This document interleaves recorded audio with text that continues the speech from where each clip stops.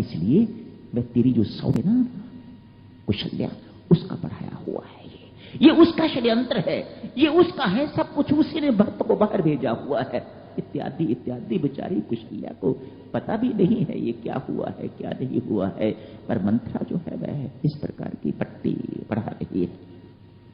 मंत्रा जानती है कि कई बहुत जिद्दी है, इसके मुख से यदि कोई चीज एक बार निकल जाएगी, यदि वे अपनी जिद पर आ जाती है तो फिर पक्की है, फिर इसे परमात्मा भी जो है वह इसको जिद से हटा नहीं सकता, वह इस बात का भी लाभ लेती है। ये जिद के संस्कार उसने अपनी मां से लिए हैं। कैकेयी की मां का नाम है ककाई, अश्वपति की पत्नी है ये। कहते हैं किसी संत महात्मा की कृपा से अश्वपति को पशुओं की भाषा समझ में आती थी, पक्षियों की भाषा समझ में आती थी।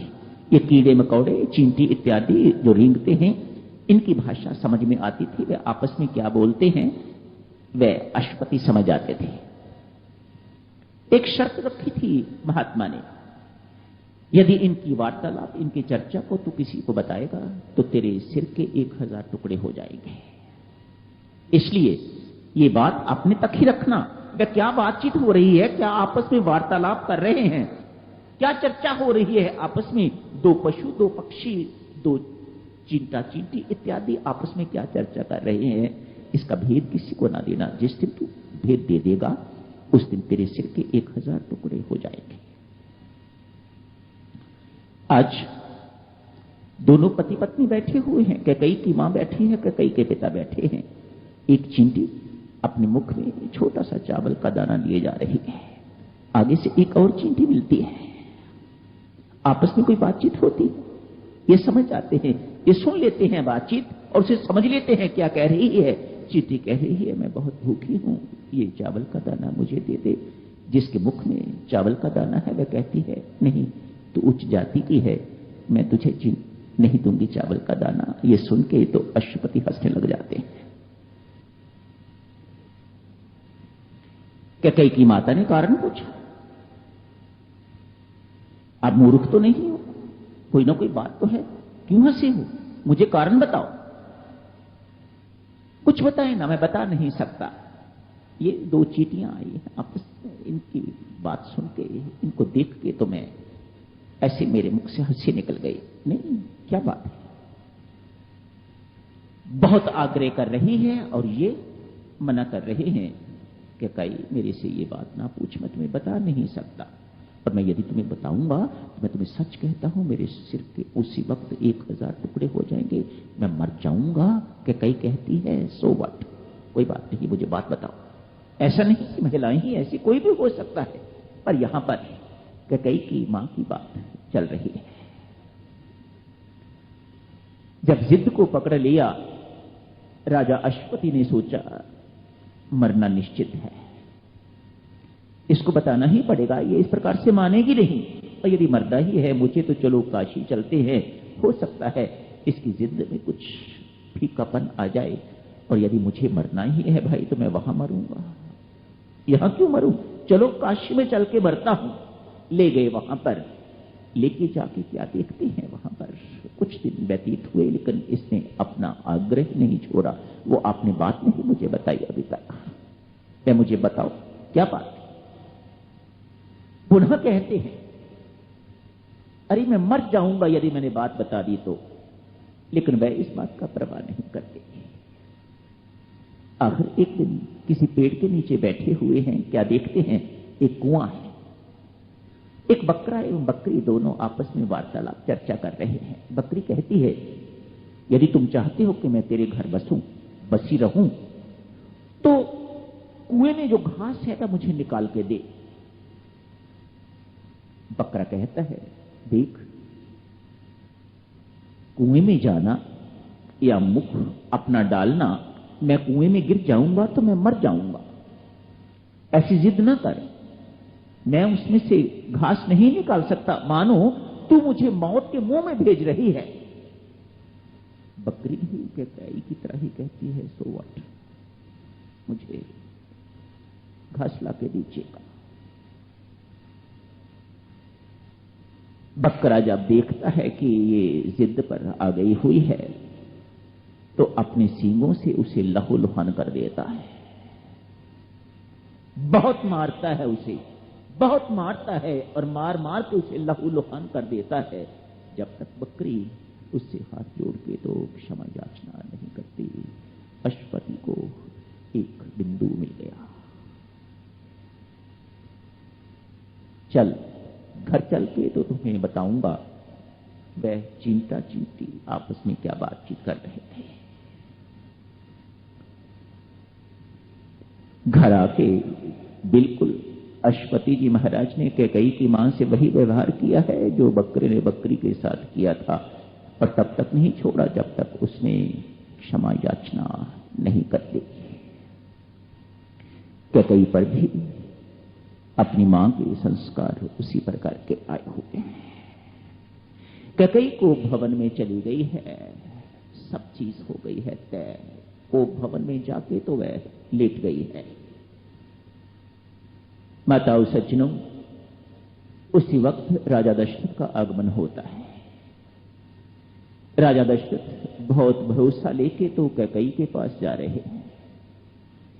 मेरी कैकई राज्याभिषेक की सूचना मिलेगी, कल राम को राज्याभिषेक होने वाला है, राज्य मिलने वाला है, तो उसके हर्षोल्लास की सीमा नहीं रहेगी। बहुत प्रसन्न होगी वह। लेकिन जाते ही जैसे ही मकान की दुर्दशा देखते हैं, महल की दुर्दशा देखते हैं, कारण पूछते हैं, वो भवन में है। यदि होनी प्रबल ना होती, प्रारब्ध प्रबल ना होती, परमेश्वर की इच्छा परम इच्छा प्रबल ना होती, तो राजा दशरथ को वहीं से मुड़ जाना चाहिए था।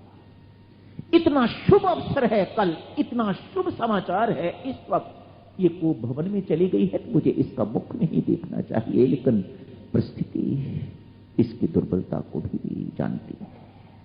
वह इसकी दुर्बलता का भी फायदा लिया। ध्यान दें, कैकई ने मंथरा जो उसकी मार्गदर्शिका है उससे ये नहीं पूछा, फर्ज कर तू जो कुछ कह रही है और यदि दशरथ आता ही नहीं है तो मैं वो भवन में जाके क्या करूंगी, ये नहीं पूछा। क्यों? कैकई को पता है कह रही है और यदि दशरथ आता ही नहीं है तो मैं वो भवन में जाके क्या करूंगी, ये नहीं पूछा। क्यों? कैकई को पता है राजा दशरथ मेरे पास रात को आए बिना रह नहीं सकते, उनको आना ही होगा। परिस्थिति फिर राजा दशरथ की कमजोरी का भी फायदा उठा रही है। कामी व्यक्ति है, ये आके ही रहेगा। मेरे प्रति उसका विशेष आकर्षण, वह आएगा, अवश्य आएगा। ये हो ही नहीं सकता कि राजा दशरथ मेरे पास ना आए। आ गए, वो भवन में चले गए। वहां जाके क्या हुआ है आप सब जानते हो। बहुत कुछ कैकई ने कहा है, बहुत कुछ राजा दशरथ ने कहा है, आपस में बातचीत भी हुई है। बेचारे राजा दशरथ को अपने शिकंजे में कस लिया है, फंसा लिया है। 2 वर के लिए आपने वायदा किया था, वह 2 वर मुझे दीजिएगा।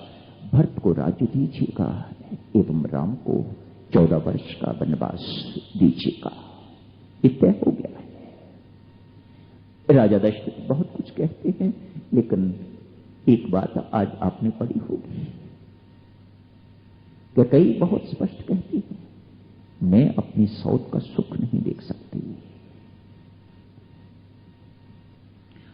जो दीक्षा मंत्रा ने दी है उसे भली भांति उस मंत्र को याद है। मैं अपनी सौत का सुख नहीं देख सकती। पंक्ति साफ लिखी हुई है कैकई में, मैं अपनी सौत का सुख नहीं देख सकती। देखो, दूसरे का सुख देखना कितना कठिन है, कितना दुखदायी है। दूसरे का सुख क्या जाता है आपका, लेकिन वह स्पष्ट कहती है मैं सौत का सुख नहीं देख सकती। मैं ये नहीं देख सकती कि वह किसी भी प्रकार से सुखी हो, ऐसा होके रहेगा। आज भगवान श्री वन के लिए प्रस्थान कर गए। बहुत कुछ हुआ है, बहुत उपदेश, इतना समय भी नहीं है आपकी सेवा में कुछ कहने का। हां, जो माता सुमित्रा ने शिक्षा दी है लक्ष्मण जी महाराज को, कल इस वक्त या दिन में किसी वक्त उसी चर्चा से आरंभ करेंगे। आज मात्र इतना, भक्तजनों, भगवान का दूर जाना इस प्रकार का नहीं जैसे आप दिल्ली से आए हुए हो, यहां हो, दिल्ली में नहीं हो, और जब दिल्ली में होते हो तो हरिद्वार में नहीं होते। भगवान का आना जाना इस प्रकार का नहीं है। भगवान दिल्ली में भी है तो हरिद्वार में भी है, अमेरिका में भी है, एक ही समय में है। तब हमें दूर महसूस होते हैं, भीतर विराजमान होते हुए भी भगवान कभी दूर महसूस होते हैं और कभी बिल्कुल पास में होते हैं। ये आप हर एक का अनुभव है। कब? जब भीतर मंत्रा नहीं होती तो भगवान बिल्कुल पास होते हैं, और जब भीतर मंत्रा आ जाती है तो भगवान पास होते हुए भी बहुत दूर दिखाई देते हैं। ठीक इसी प्रकार से भगवान भी अयोध्या से प्रस्थान कर गए हैं, निकल गए हैं। ये हमारी अयोध्या, हमारा अंतःकरण इससे दूर चले गए हैं, कहीं नहीं गए हैं, लेकिन लोगों को इस प्रकार का लग रहा है। क्यों? इस वक्त मंत्रा की वृत्ति, क्रोध, काम, लोभ इत्यादि सब विकार इकट्ठे हुए हैं वहां पर, और जहां ये विकार इकट्ठे हो जाते हैं वहां राम नहीं रहते। जहां काम आ जाता है वहां राम नहीं रहते, राम दूर चले जाते हैं। पिछले जन्म में मनु जी महाराज प्रभु राम को कहते हो, आप मेरी चंद्रमा हो और मैं आपका चकोर हूं। आज कैकेयी को आके कहते हैं, अरे तू तो जानती है, तू मेरी चंद्रमा है और मैं तेरा चकोर। भगवान कहते हैं, राजा दशरथ ने चंद्रमा बदल लिया है, इन्हें अब मेरी कोई आवश्यकता नहीं, मुझे यहां से चले जाना चाहिए। चंद्रमा बदल लिया राजा दशरथ ने। मैं था चंद्रमा कभी तो मैं पुत्र बन के इनकी गोद में आके खेला। आज इन्होंने चंद्रमा बदल लिया है, कैकेयी को चंद्रमा बना लिया है, मेरी आवश्यकता नहीं, इसलिए भगवान प्रस्थान कर जाते हैं। हमारे अंतःकरण में जब विकार आ जाते हैं, रहते हैं, लेकिन जब विकार उछल कूद करने लग जाते हैं, हम विकारों के दास बन जाते हैं, तब ऐसा लगता है भगवान हमसे दूर चले गए हैं। और जब हम निर्विकार होते हैं तो भगवान बिल्कुल पास ही होते हैं, पास ही रहते हैं, कहीं आते जाते नहीं हैं जैसे हम आते जाते हैं। धन्यवाद। यही समाप्त करने की इजाजत दे। कारण कथा तो नहीं होने वाली। वही है महर्षि विशिष्ट जिन्होंने योग वासिष्ठ की रचना करी है, वही है महर्षि विशिष्ट जिन्होंने राम जैसे शिष्य को शिक्षा दी है। छोटी मोटी हस्ती तो नहीं। अनेक प्रकार के वार्तालाप चलते होंगे, चर्चा चलती होगी।